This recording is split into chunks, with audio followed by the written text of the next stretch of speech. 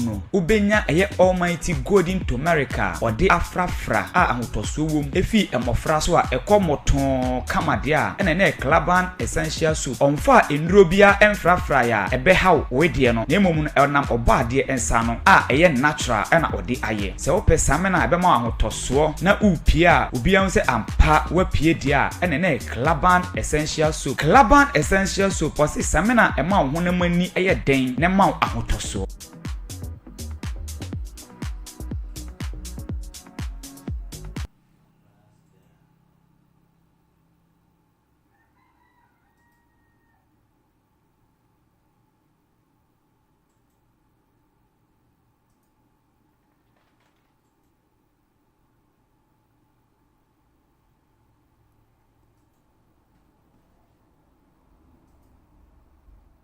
Efri tumi a ewo abodie mu ena samana nwanwaso bi apia obetimi ede ho atoso samana ne din ede Claban essential soup samana yi omu ahodo miensa de wato ombo ase ede prekese aye na ode moringa nso aye de ewo ho ena afi nso de ode lemon enso aye de ewo ho na ne nyina mu no obenya eye almighty golden turmeric ode afrafra a ahotoso wom efi emofra so ede kwesi empanyi so Claban essential soup ya mekanfo ede amawi etumi sa hunamani yare bi te se pimples hunamani dwiba hunamani keka ene hunamani yarewa ahodo nyina ebi enti wo pesame na eda nso efi same na ahodo nyina mu na we eda wede so a ekomoton kamade a ene na Claban essential soup onfa enduro bia emfrafra ya ebehaw wede no nemom no enam obaade ensa no a eye natural ena ode aye se wo pesame na ebema ahotoso na upia ubia se ampa wapie dia ene na Claban essential soup Claban essential soup osi samena ema honamani eye den ne ma ahotoso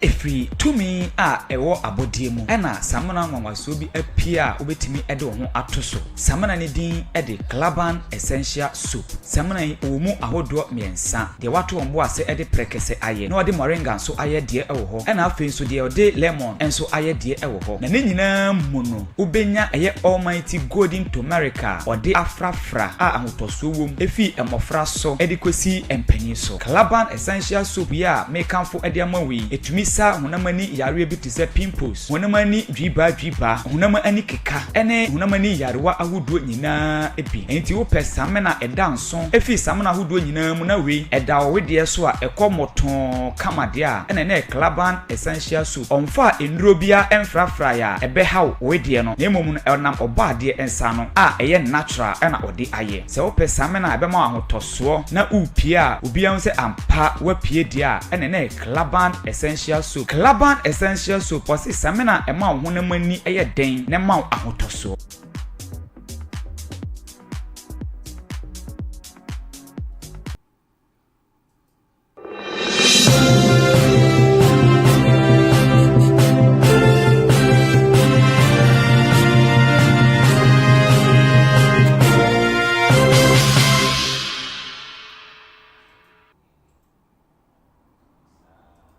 enfa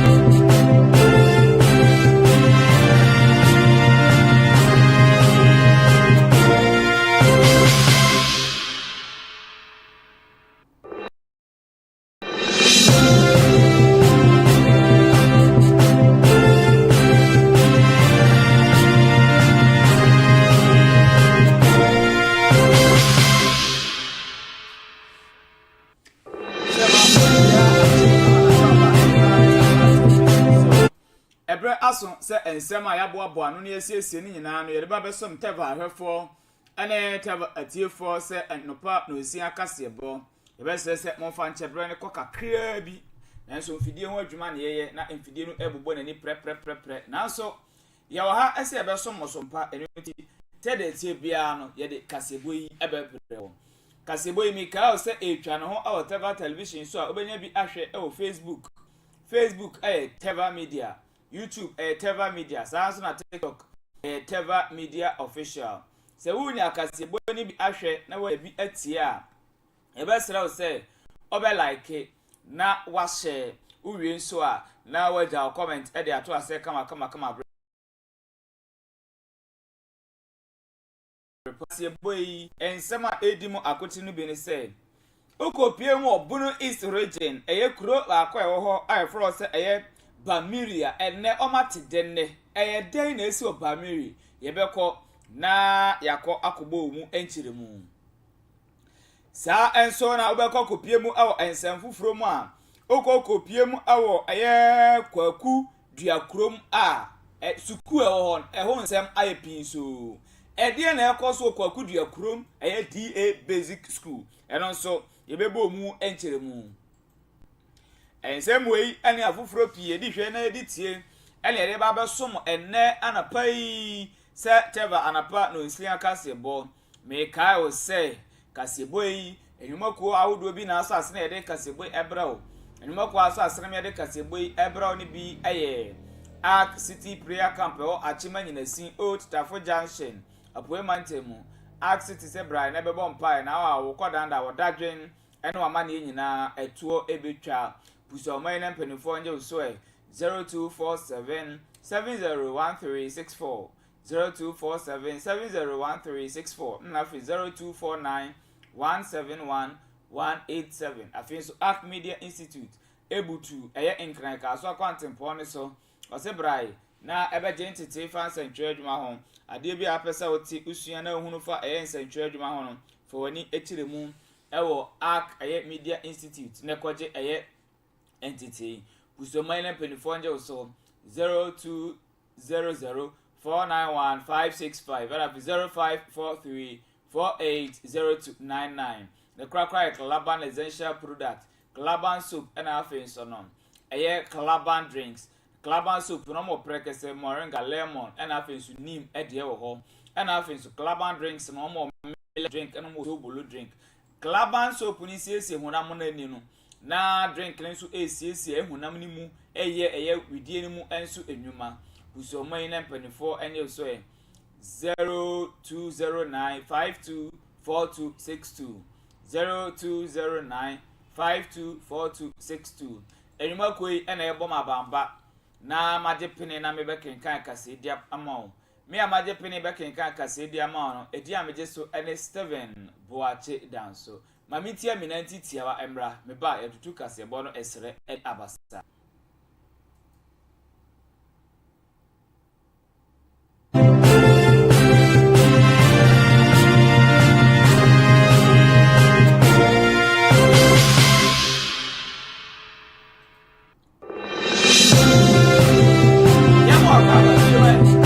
Tevah television so se afa na do afide na ato ade Anopa no Osia Kaseabo na yebe kinkan ede amawe ma menhye Kaseabo no ase ye hye Kaseabo na ase dia na ye hye Kaseabo na ase afi asante mantem ye kopie mu awo asante mantem a nei osoro kokroko amanyokuo metere MVP executives ahodo omo a omo pese omo gina na yeto so aba na regional chairman registry vice chair second vice ene ne nkro ne ba ne nyina no enura dai ene na otwe mu ya na omakeka mu nyina bom ene omo nkrata omo forms ahodo omo ko file nyina no omo de ne nyina akọ na omo wie ye no ena yerura kokofu agina so ede ensemba akomienu atu edwa na ensema yerura kokofu ede tu edwa nyina ne kirebu se omo pese asante mantem MPP gina hye ene omo gina ye ewo asante mantem no ensan emra biem anyonya bi a ahwere wom ewo osunu kokroko amanyo konim ne nyina ne ese enyo ba akomienu bi ankoyie eho eno nti ema enkrofo na edo party no enyina ere efi party nim eno ayewura eye kokofu chem se pa anu nyam no besan ababiem na ho na mo friend say your stronghold no betimi asan agi sa stronghold no tumi biem dia ene na be sha executives so enti omo be hia executives a tumu ache ena afen so no omo betumi atu omo asi wo ama party no enu kan na omo so ayo ma adwe say sa executives form omo be kwakofo bi na tumi no anu onyam no omo asan age e de amom yentie nsem a yewura kokofu e de tu dwa no ebi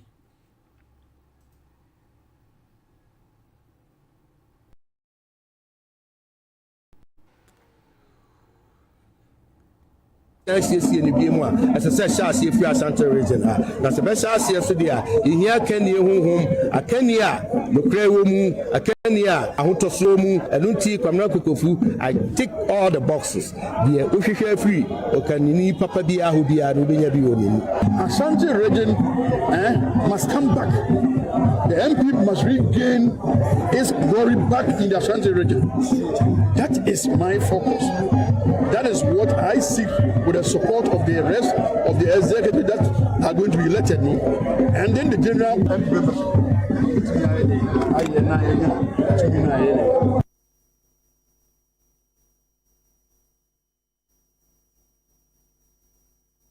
47 constituency in the Ashanti region. Say Emilio Nudura on the 5th, on the 16th, Lebeto Abano next month. Mr. Kotobje oil from me, my secretary before. My fraternity no, ebimu still omu secretary omu nimi. Sana sesi ase to Abano mamia. Ejima yebeye no. Constituency no ayelo so no ni na woni say a settler constituency. That is why the party needs people like us. Yes, Remo, the Kotoje were formed. Say, Mutu Abanoma Hamisu Ibrahim. Ya minti with the party no beba power. A prayer party ma kwenya say obi a obetumi etu ni wasi wo say obeye adwuma ama party mu Asante mu an obey regional executive no. Media mika ebe fa form eye wukwada no eba be fa form say me pese me nso mi gina na me boa na me hwe ma Asante kunim dia ye pe 2028 ni etimi adimu na area Dr. Mahmoud Bawumia etimi aba be president na 47 constituencies nyina nso ye boa ema yetimi nya MPs for all the constituencies in Ashanti region. Jumedia made do a party over the years. I've worked as a communicator for about 19 solid years from 2007. Tina MFA MD Seminu ma me no ma so ache all communications mu omo nyina etu adimachi no amo se casting ajiudi na ejiri se Jumedia da honom no ye de mawa obetimi aya amanse saka no kwene say political party bia we nyan conform with different interest but me Juma no any say me make sure say the right people are representing the party on TV on radio. Some party executives must submit nomination forms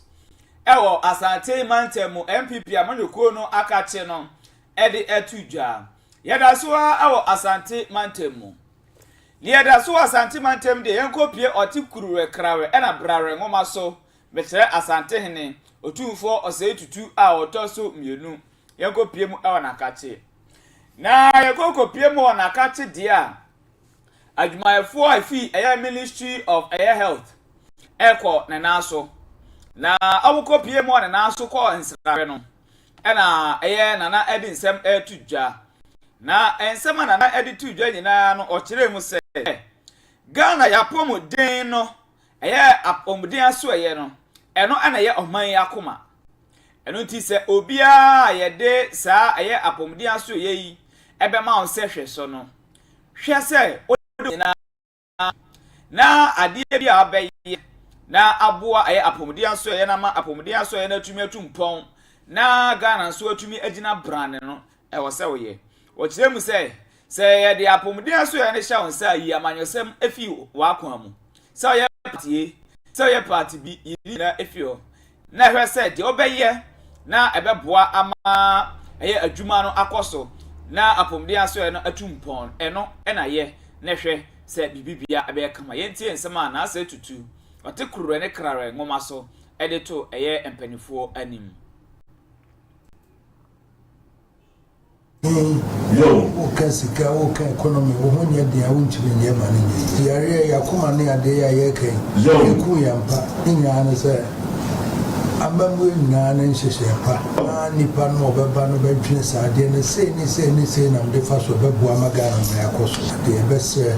se mama omampanyi ne sensifo odi ahye monsa no onka mu se edikana mana ahye monsa omampanyi wonti mehwe hospital hwe wonti mehwe adroso ti no se kwabra wo koye obo bia koye we nya chamu se nhwe niye nye mo ho anya ma ensipi mame na dei obi aba no oto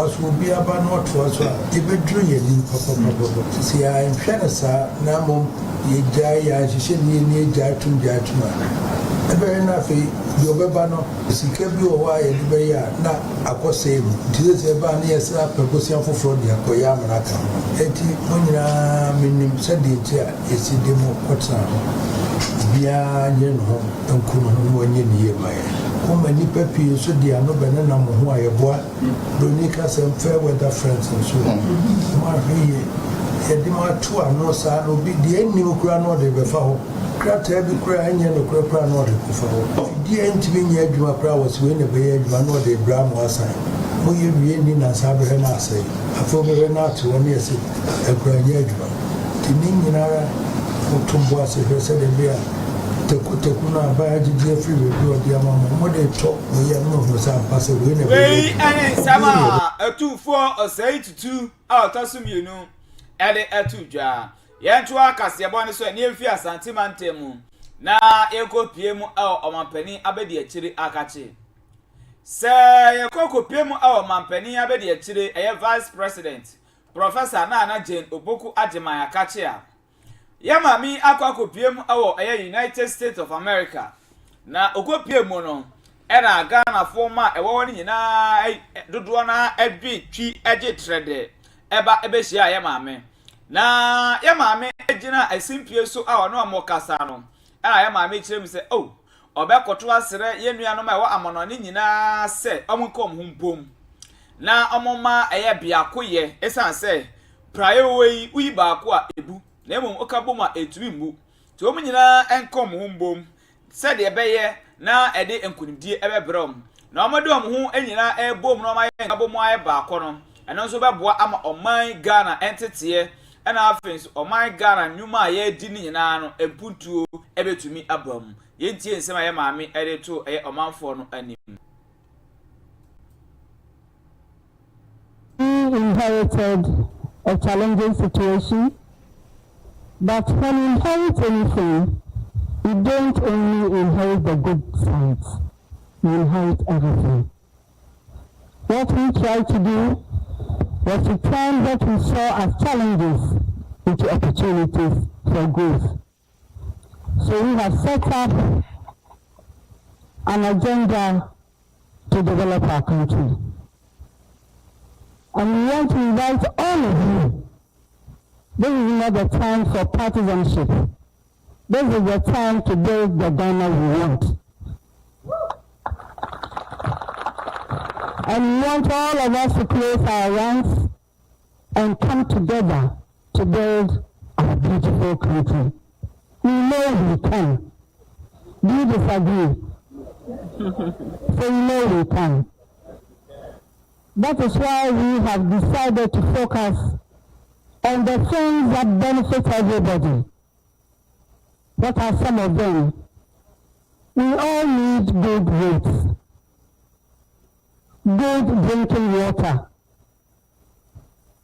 land that is not poisoned. We want education that counts, health care that takes good care of us. We want to live in safe environments.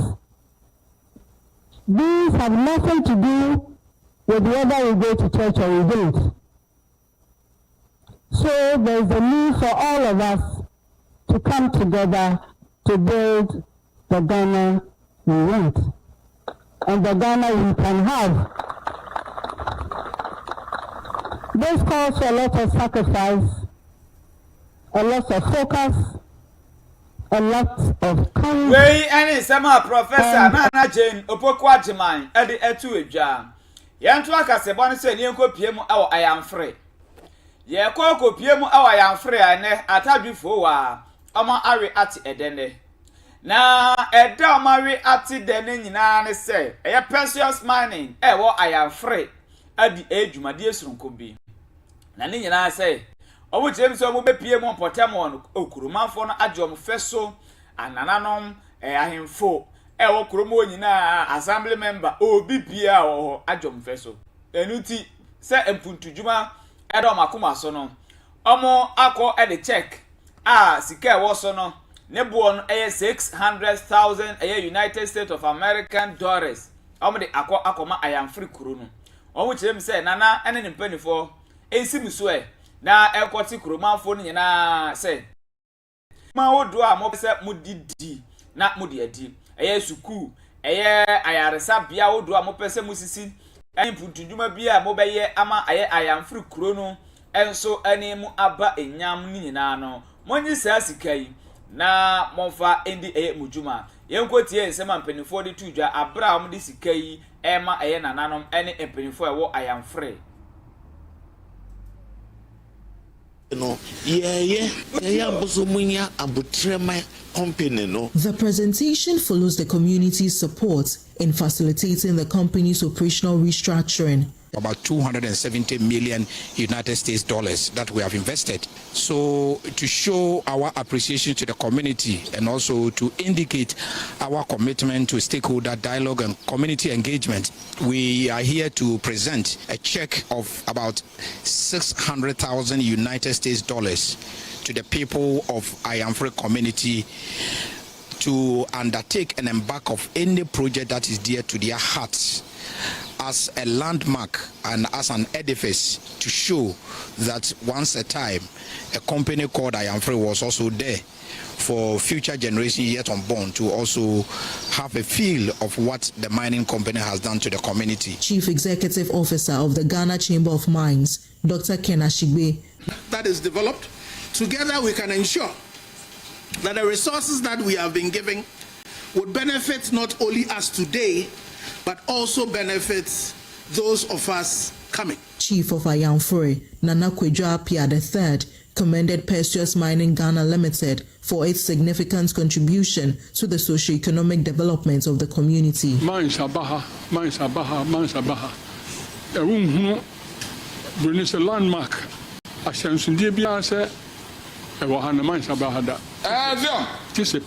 There have been many mining companies in the area, but none has left a significant mark as Perseus has. The Ayamfre community is grateful and we know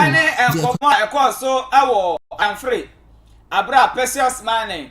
Elisika twitwiri die ekoma kuro nu eso amonje no mfa mom ho ebra eno ena yeyi amwahwen yo na Perseus mining for edi dwumade esoronko edi abo Ayamfre no yenko pie mu Adamus Mining Company Limited ewo sama ne mpotem wan enei yenyina yenim aba the bokrata wudom nyina se omampani era Office Minerals Commission ahwe agi Adamus mining no omo lease anase omo krata omutimi di tu efoma gudie ewo mama no omampani agi afiom nsem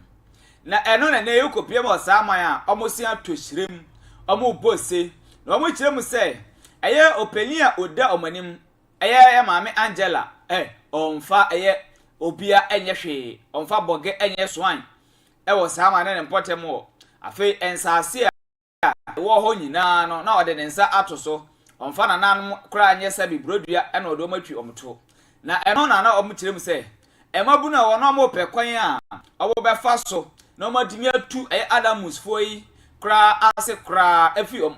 kuronim na nso no na omoya muhu ekwan befa so na no ana fofia nto ata no adware abamo ama obampani afede waje nkra ne tumidie krata no afi omnsem no omode yie papa to amokoto serese omampani hwe na obi odi obuo ene nidie ebema empanifo wokuro no omfa concession no anase nkrata emfama no na omeye na adwuma na omfa nidie ene obuo emfama kuro no yenkotie mai ɛwɔ nsɛm ɛyɛ ɛmabu no ɛwɔ saa man ne mpɔtɛm ɛfrɛ nsɛntwerɛfoɔ nhyia mu ɔmo de tu edwa.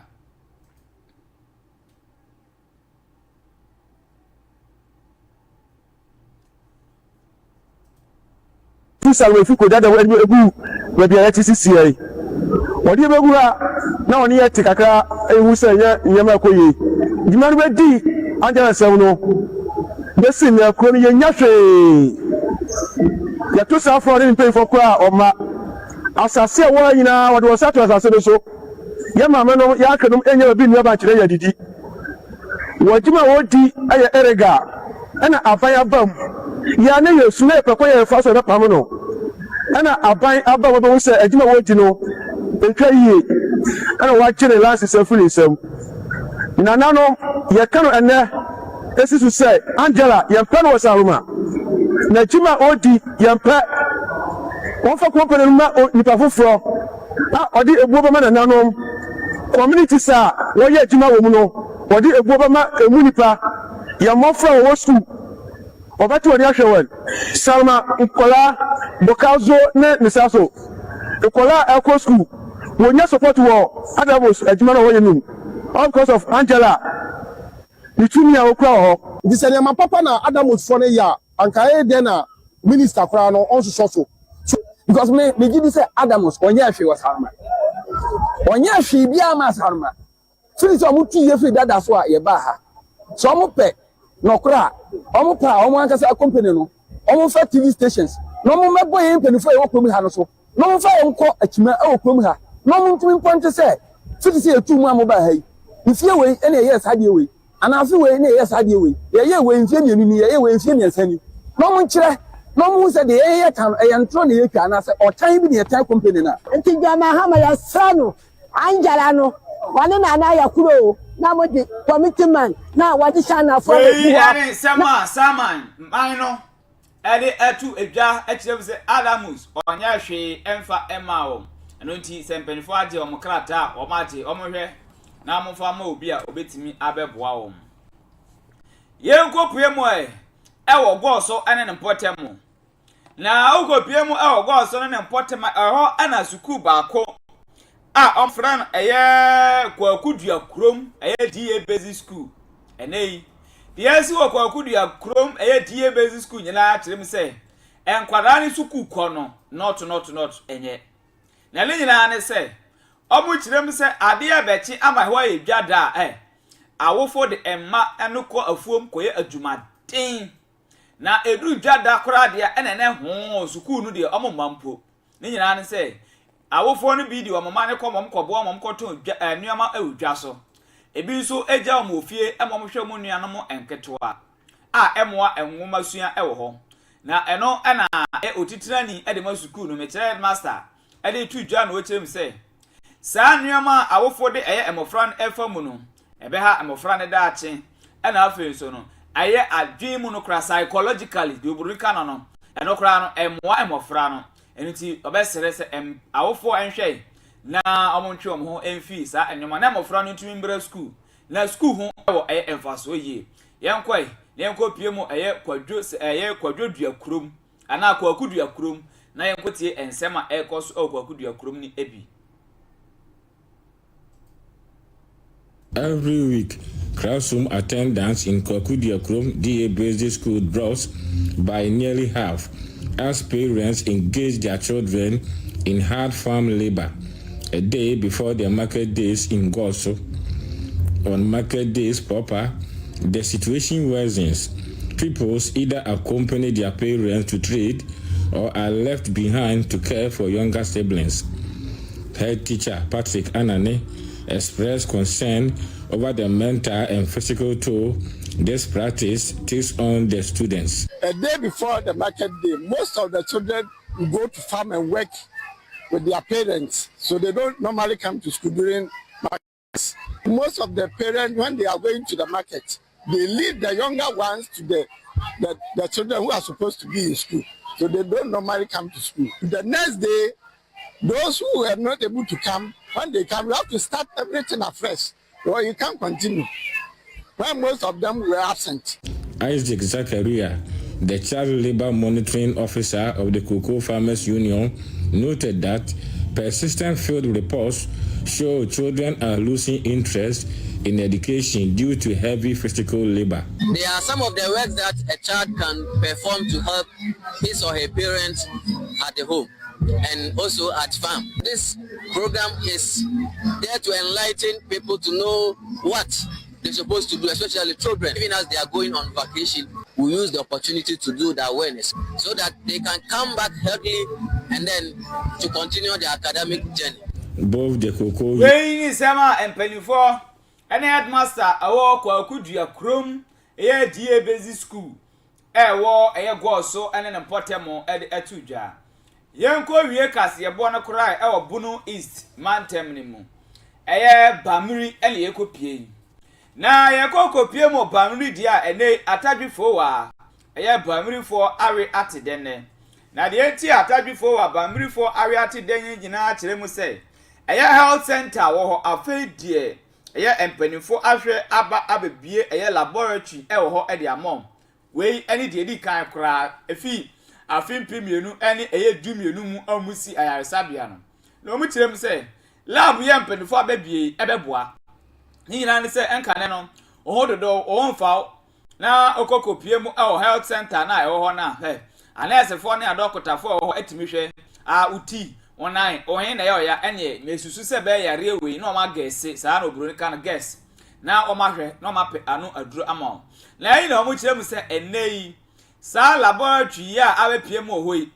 bebo yie papa ene obeduru ho popo ho dodo ene collab na ekobra ne ongoye moja mu hwehwemu junso mu hwehwemu na o mu hu se yare asumasi obenten ene hawo ansa na ya mo wanu aduru enti o mu kirem se moni yo empenifo ahwe ama laboratory na ba bepie mu ewo eye Bamiri Health Center no omo ebo ma pasu pa ye omtwom prose asida mu ye mpremasi edu na enkoma wom yenkotie ensem no ebi emra. Bamiri Health Center for over a decade, child health services. However, lacking a laboratory unit meant that health workers often had to rely on clinical judgment alone. And in the peripheries where we serve, was supposed to come here for an ANC card and register. There are labs that are conventionally done for every pregnant woman for the sake of herself and the pregnancy she's carrying. But because we didn't have a facility like that, they always end up being referred to other facilities. They go and they don't come. It's not just that at the OPD, sometimes you need to know exactly what is happening with somebody clinically. Diagnosis was almost always inaccurate. Sometimes you're doing just a guesswork. The desperate plea reached the ears of the Member of Parliament for the area, Martin Ejim. And so we put up the laboratory, and then we also did refurbish the existing facility that was serving that purpose. So it's just to uplift conditions within the place. And luckily for us, on provision of that facility, it coincided with the upgrading requirements. So it's now been moved from a cheap compound to health center. The community has reciprocated the gesture of development. The chief of Bamiri, Nana Asari Balfour II, lauded it. Yo, wey, any some, any a day at Bamiri Health Center, and of his Bamiri crew mine, among I war a Buru East, Mantem Nimono, when you some day at a before, abato a ye omoponoso. Yenina no so, na yamfa Kaseabo na NC. Kaseabo ensem edimu akotinu bi ene se okopie mu okwaku eye dua krom eye die basic school amu chem se enkwara ni school sem no enkoyi enkwara empe school ni nyina se awofo edom ye adwumaden eno ebomu kiremu sa enso na okopie mu Bamiri eye health center tadwifo wa omawe atede ne nyina se mpenifo ahwe abibie eye laboratory soronkokra edi amao eno nso ebomu enkiremu semo ini afufuro pia na di hwe na editie ene ye de ba besomo enne anapa yi se Tevah Anopa Kaseabo me ka o se Kaseabo enwuma kwa wudo bi ne so asene me de brewo Arc City Prayer Camp afes Arc Media Institute na Calaban Essential Product aja oba ne onkronkron adwuma koyi omo ene so asene ema ye de eye Kaseabo ebrewo Kaseabo yi aseda piesie enkoma eye kachi otu brepon ma mebo atma Susanna Mensa Igbe Captain Adabuga of Akofi Asidu afen so no safo abro no ma safo adese wo nyina aka ho na Kaseabo eba wa kwan obi bia o hwe na otie meda wase esan ema wa champion me sorry Sude na anopa enkomo na eba wa kwan enuti menyi wa video enfia me ameje pene be kenka Kaseabo ma edi ameje so ele Steven Boache danso ofrem ode sheba eska onye mfom so bia makrao bye bye.